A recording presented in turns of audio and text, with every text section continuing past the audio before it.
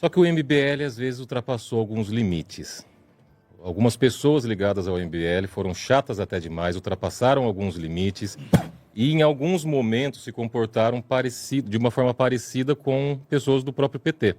Pessoas do PT que eram daquela ala mais radical, aquela ala de querer causar para poder ganhar mídia, ganhar alguma notoriedade. O MBL também teve pessoas nesse sentido. E por conta disso, acabou sendo um movimento que foi muito utilizado pela direita, principalmente na eleição do Bolsonaro e ao longo dos últimos anos nessa questão do antipetismo. Ainda é muito aflorado. Aqui, Limeira, por exemplo, é uma cidade que tem muitos antipetistas aqui na cidade.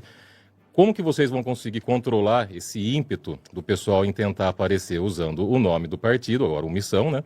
Mas aproveitando-se do movimento e não se deixar ser usado como acabou sendo usado em outras eleições? Não, primeiro eu preciso de um exemplo concreto seu, né? Porque você partiu de pressupostos, né? A sua pergunta partiu de premissas com as quais eu discordo, mas que eu não tenho sequer capacidade de elaborar contra, porque você disse que agiu de maneira parecida com o PT e foi utilizado em eleições pela direita, sem exemplificar, sem trazer um ponto concreto. Em que momento, eu te pergunto, para poder responder a sua pergunta, o MBL agiu de alguma maneira próxima ao PT para chamar a atenção? E, em segundo ponto, em que momento o MBL foi utilizado por qualquer pessoa que seja numa eleição? Causando atritos, causando desavenças, entrando em atritos com pessoas para poder depois se vitimizar, como o PT já fez ao longo dos anos 90, principalmente, começo dos anos 2000.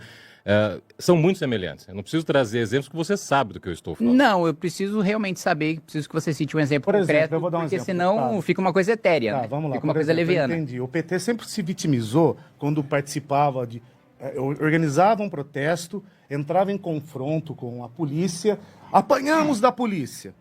Ele causava um tumulto e integrantes do MBL, por exemplo, mamãe falei, ia filmar eventos, criava um tumulto, uma briga, já está na nuvem. Recortava e jogava. O senhor acha que é sadio esse tipo de postura, deputado? Vamos lá, muito diferente do PT, a gente nunca partiu para agressão contra ninguém. A gente nunca depredou patrimônio público, a gente nunca saiu dando soco ou agredindo quem quer que seja. Pelo contrário, a nossa diretriz e o que sempre aconteceu conosco foi sempre de nós sermos agredidos, de nós apanharmos, e a gente sequer revidava, porque a gente sabia que se a gente revidasse, a imprensa iria retratar como se nós fôssemos os agressores. Eu me lembro de um episódio em que a gente estava acampando em frente ao Congresso Nacional, a gente fez uma manifestação dentro da Câmara dos Deputados e o líder do governo, o deputado Cibá Machado, disse que iria nos expulsar da frente do gramado do Congresso porque nós éramos vagabundos. No outro dia, a milícia do MTST estava lá jogando rojão, estourando, tacando pau em cima da gente, nos agredindo, e a gente de costas, apanhando, com fotos, com a imprensa gravando, e ainda assim a notícia da imprensa é que nós tínhamos arranjado uma briga, quando a gente estava de costa, né, apanhando. No caso do Arthur, que você citou, muito diferente do PT, repetindo, nunca depredou nenhum patrimônio público, nunca chegou agredindo ninguém, ele chegava com uma câmera fazendo perguntas, as pessoas se incomodavam ao longo do vídeo que ele estava fazendo com aquelas perguntas e partiram para agressão contra ele. Então, eu acho uma postura absolutamente diferente. Então, respondido esse trecho da pergunta, eu queria saber outro ponto que foi colocado, que é o exemplo de que em algum momento o MBL foi usado numa eleição para interesses outros. Por exemplo, o Jair Messias Bolsonaro acabou abraçando o MBL num momento que o MBL cobrava a Dilma, e com razão. O governo Dilma foi péssimo, cobrava a Dilma com razão, e o Jair Messias Bolsonaro acabou abraçando o movimento, tanto que vocês chegaram a transitar juntos. Abraçaram de volta. E foi eleito. Hoje será um crítico ferrenho do Jair Messias Bolsonaro.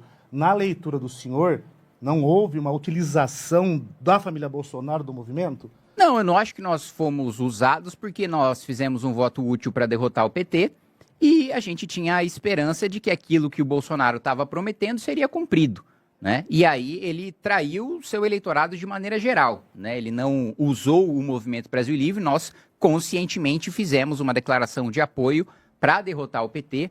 Tentamos diversas outras candidaturas nesse mesmo ano de 2018, do Álvaro Dias, do Flávio Rocha. Infelizmente, não prosperaram, não foram para frente. E aí, a partir do momento em que Jair Bolsonaro traiu os valores que dizia defender, traiu os próprios ideais, acabou com a Operação Lava Jato, afrouxou a lei de improbidade administrativa, tentou aprovar uma PEC para perseguir procuradores e promotores que combatiam a corrupção, junto com o PT, votaram numa medida populista de rombo fiscal no ano de eleição, exatamente como Dilma e o Lula sempre fizeram, que foi a PEC Kamikaze. A partir do momento que houve essas traições, nós mantivemos a nossa coerência e criticamos o Bolsonaro por causa da traição dos próprios valores. Mas a gente não foi madobrado por ninguém, como um pressuposto da pergunta fez parecer. O senhor acha que não... Não estou falando que vocês eram coniventes, deputado. Acho que não foi isso que ele quis dizer.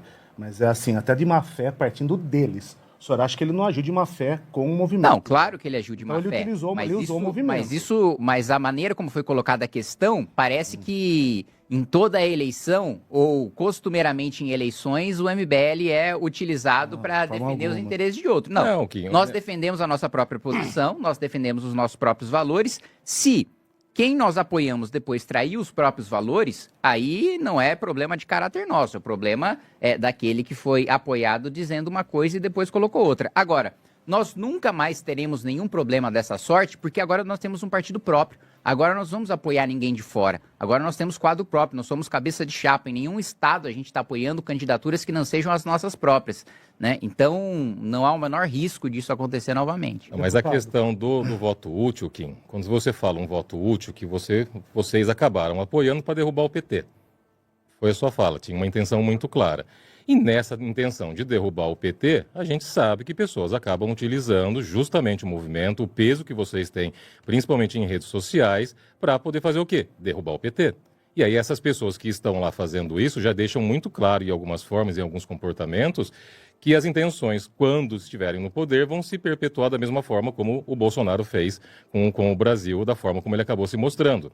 A minha dúvida e a minha pergunta, reitero, você não teme que o Missão, por exemplo, nesse momento, seja utilizado também no segundo turno para ser o voto útil e aí sim derrubar o PT novamente? Vamos ter que tirar o PT de lá, então vamos pregar o voto útil novamente e aí para o ano que vem a gente vê o que acontece? Não, porque nós estaremos no segundo turno e nós vamos derrotar o PT. O senhor acha que o Renan, ele está subindo nas pesquisas, realmente, os números estão crescendo. O Renan chega ao segundo turno contra quem, deputado? Não tenho a menor dúvida, contra o Lula. Contra o Lula. O senhor acha que o Renan vence o Lula, então? Sim. Deputado, a gente já vai colocar o Rafa também no Está se coçando aqui. O deputado, por exemplo, a gente viu um movimento, não diria que é parecido, mas uma criação de um partido novo.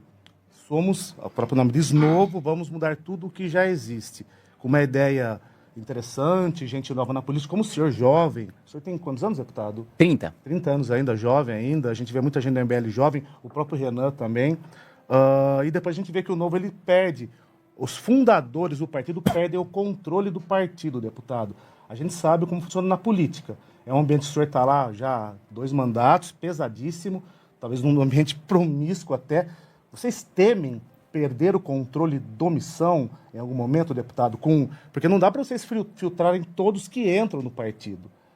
Como vocês controlam isso? Bom, a gente fez uma estrutura bem centralizada justamente para não ter o menor risco de acontecer com a gente do que aconteceu com a Amoedo, né? A gente, óbvio, como você colocou... Expulso do partido. Foi expulso do próprio partido que fundou. Não existe a menor hipótese disso acontecer conosco pela própria estrutura de direção nacional que nós colocamos, né? Os fundadores têm e vão continuar tendo o comando do partido. Quem não está alinhado com as nossas ideias não vai tomar o partido, vai trocar de partido. Não há espaço dentro do partido Missão para aqueles, claro, evidentemente, para aqueles que não estejam alinhados com os nossos valores. Não vai haver a criação de facções, de divisões dentro do partido. Quer criar uma divisão? Cria um partido seu próprio, porque o partido, como o próprio nome diz, é uma parte, né? Ele deve representar um segmento da sociedade e o segmento que nós defendemos é muito claro, está no nosso programa e aqueles que discordam do programa vão ser expulsos. E mais, né, Kim? Eu discordo um pouco na premissa de que nós não conseguimos filtrar. Acho que é plenamente possível, né? Todo partido tem essa prerrogativa de filtrar isso em convenção partidária, quem que vai entrar, quem que vai ser lançado, quem não vai ser lançado pelo próprio partido, né? Mas ainda assim, ainda que nosso filtro não funcione da forma, né, ideal, ainda existe o recurso da expulsão do membro, se necessário for, né? É lógico, passando pelos critérios do partido, mas se necessário for, ele pode sim ser expulso. Ô, Rafa, você não acha que nesse ponto, de fato, o filtro tem que ter, a gente sabe que tem que ter, mas ainda assim, quando alguma coisa se desvia do percurso da questão que o partido quer trazer para si, às vezes há uma relativa demora. Às vezes dá uma relativa demora. Você, como é pré-candidato a deputado estadual, vamos falar um pouquinho da Alesp, do que está acontecendo com o Guto Zacarias, por exemplo. Acaba sendo um exemplo negativo para o partido, a forma como ele acabou se postando. Tem sido aí, quando eu falo novamente, quem usado. Agora o pessoal do PL vai lá, usa plenário, detona, faz um monte de coisa para poder tentar justamente atingir o partido que agora está criticando o PL, o Bolsonaro. Algumas situações parece que talvez demora um pouquinho mais de reação. É possível vocês preverem isso para as próximas eleições? Você pleiteando cargo na Alesp, o Kim pleiteando voltar ao Congresso Nacional, de ter uma reação um pouco mais exemplar, até para os outros partidos verem, olha, foi constatada de fato uma situação que desvirtua da nossa linha ideológica e estamos tratando da expulsão com mais efetividade do que os outros não fazem. Eu acho plenamente possível, Felipe. O que acontece é que eu acho que o público em geral, a opinião pública em geral, não está acostumada com isso porque os demais partidos não são partidos de fato, né? Então eles não são acostumados a ter que, primeiro, ter que fazer esse filtro, né? O que acontece nos outros partidos é que eles pegam os puxadores de voto, né? Se vai ser o Tiririca, se vai ser o cantor da caneta azul, pouco importa o que pensa o Tiririca, o que pensa o cantor da caneta azul. Então esse filtro não faz sentido de existir nesses outros partidos, uma vez que aquele candidato, pré-candidato, traz votos para o partido. Agora, uma vez que você tem um partido de fato, que essa é a nossa proposta, não fazer qualquer aliança a troco de nada, a troco de votos, quaisquer que sejam, da forma que vierem, aí faz sentido para a gente ter esse filtro, tanto na entrada quanto também numa possível expulsão. Eu acho que a crítica é justamente essa. O problema não é o nosso partido ser célere o suficiente para conseguir fazer esse filtro ou uma possível expulsão, mas sim os demais partidos não fazerem. Eu acho que quem tem que começar a ser cobrado são os demais partidos a terem um caráter de partido, que hoje não tem, porque eles não têm um programa bem definido, eles não têm uma ideologia bem definida, e você acaba tendo esses puxadores de voto, tanto no âmbito municipal quanto no âmbito federal também. E outro ponto, nós já temos um histórico de expulsão ou daqueles que traem os nossos valores, né? Ou que vão para o bolsonarismo, ou que têm relações esquisitas ali com o Centrão. Um exemplo, nós tínhamos um vereador, né, o Sandro Filho, na Bahia, e que nós descobrimos que ele tinha relações muito esquisitas com o presidente da Câmara dos Vereadores e um acréscimo patrimonial, por assim dizer, incompatível com a sua renda, com o seu salário de vereador. Ele foi expulso. Né? Os outros partidos sempre ficam do lado do mandatário, né? Sempre defendem o mandato do sujeito até o final. Nós tínhamos, e isso não é nenhum caso de crime, nenhum caso de corrupção, mas a gente tinha um vereador em Curitiba também, o Bétega, que se negou a apresentar uma denúncia porque acho que um secretário ou um subsecretário da cidade era bolsonarista e ele estava com medo de apanhar dos bolsonaristas e de perder público bolsonarista. Ele foi expulso. O gabinete dele, formado em sua maioria por militantes do MBL, inclusive o William Rocha era o chefe de gabinete, saíram e eles tiveram nosso apoio. Qualquer outro partido, qualquer outro movimento ficaria do lado do vereador e não dos assessores que denunciaram o desvio de conduta do vereador. Então, nós já temos esse histórico, né? Não só em relação a crimes, mas em relação à traição de valores.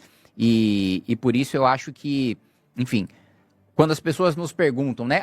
O que garante, né, que no futuro não vai ter um escândalo dentro do partido de vocês? Eu digo, nada pode garantir o futuro em relação a nada. O que existe é a análise do nosso passado, o que nós fizemos até agora. O que nós fizemos até agora é coerente com aquilo que a gente propõe para o futuro? Bom, até o momento as pessoas podem analisar e eu acho que há a certeza de que sim.